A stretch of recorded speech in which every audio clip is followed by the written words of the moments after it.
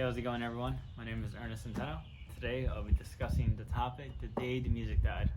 Many of you don't know the day the music died or who died during that day. This visual aid serves as a memorial and as a symbolism to the careers of those three passengers that died during that day. February 3rd, 1959 is the day the music died. Ritchie Valens, Buddy Holly, the Big Bopper, Roger Peterson, the pilot, all died in a plane crash in Mason City, Iowa. That day changed the way rock and roll is today due to the fact of the influence of each individual that has made their impact on the category of rock and roll. Each individual has a unique story as well. They all come from different walks, ways of life, and all ended up on Mason City, Iowa, February 3rd, 1959, that ended their lives. Which brings me to discuss first the Big Bopper. Born Giles Richardson in Sabine Pass, Texas, 1955, he was drafted into the United States Army. He served 2 years as a radar instructor in Fort Bliss, Texas. Soon after, he got discharged from the Army, honorably, of course. He worked at KTRM Radio. He worked there basically as a radio host, playing different songs. Known for his charismatic personality, they decided to give him a shot to make some music at KTRM Radio. Soon but not least, they found out that he released top hits such as Chancellory Lace and The Big Bopper's Wedding. He made a very big influential impact on rock and roll industry due to his very country persona to the rock and roll category. Buddy Holly, born in Lubbock, Texas, was born into a musical family during the Great Depression. He learned how to play the guitar and he learned how to sing from his family. Buddy Holly played in a small band during these small little get-togethers, gained influence, went to Nashville to go try his luck, and was found there by Decca Record Scout, which ultimately led him to being signed by Decca and releasing hits such as Crickets and Peggy Sue. Buddy Holly was known for his glasses, which is a very trademark signature of his, and known for mixing R&B and rock and roll together, which was really never done before.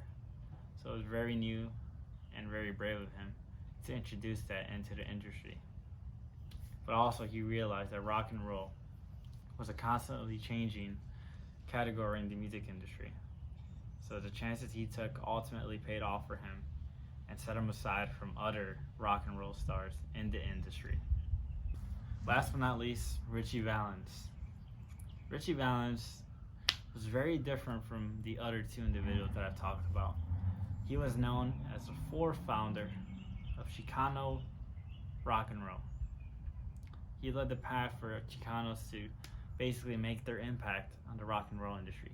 Previously known, I don't even know if there was any other Latinos before him that were even making rock and roll songs, let alone the fact playing music for a living.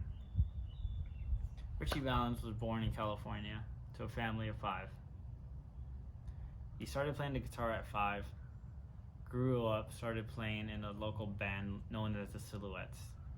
During the Silhouettes, he started playing at local events such as like high school dances and little gateway parties, which led ultimately to a tip going to Bob Keenan about this individual, Ritchie Valens.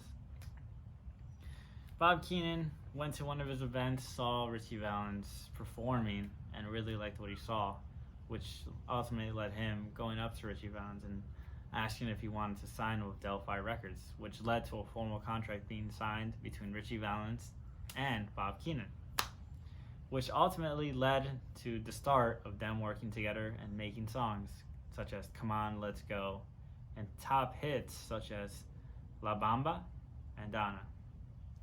La Bamba is a very influential song due to the fact that it took a Mexican folk song, and gave it rock and roll, which was never done before by an artist.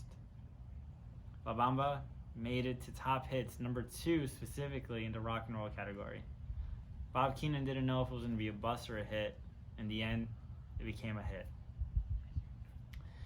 Ultimately, Ritchie Valens also got a film adaptation in 1986 about his life as well, due to the fact how influential he was to the Chicano movement of rock and roll.